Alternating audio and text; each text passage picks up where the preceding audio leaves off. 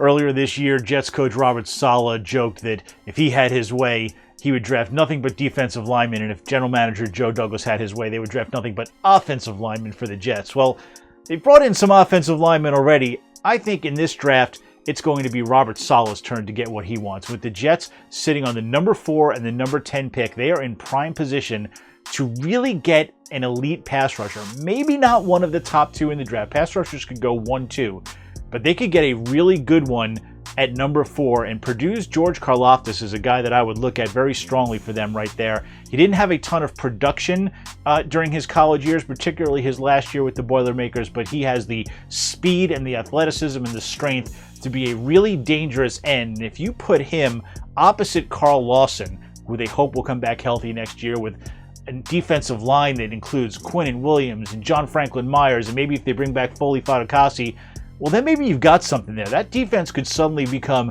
a dominant front that can really get after the quarterback, and that could change a lot for the Jets. So I would consider, if I were them, going for that defensive lineman with that number 4 pick. With the 10th pick, it gets a little tricky. I've heard some rumblings that maybe the Jets are going to look to trade down. It's obviously a little early for that.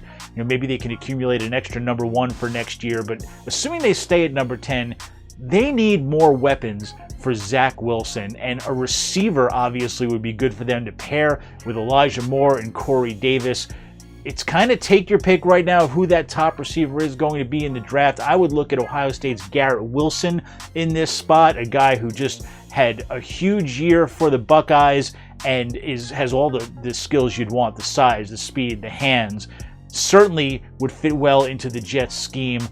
Whether the Jets stay there or trade down, again, I would lead towards trading down because you can get good receivers later in the draft, certainly later in the first round. Some really good ones over the last few years have come out of the second round as well. But for right now, if they're sitting at 10, target that receiver because clearly pass rusher and receiver have to be high up on the Jets' list of offseason needs.